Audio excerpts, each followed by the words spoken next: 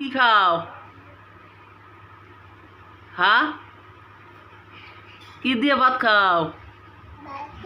তুমি তো খালি সবজি খাইতে চাও। হ্যাঁ, খাও।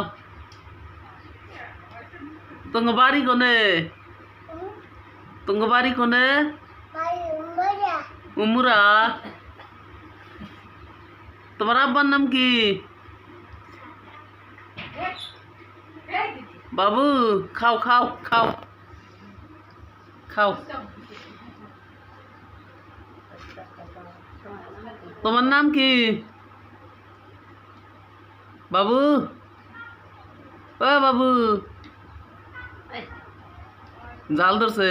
পানি খাওছে, পানি খাওছে। হ্যাঁ, পানি খাও, পানি খাও।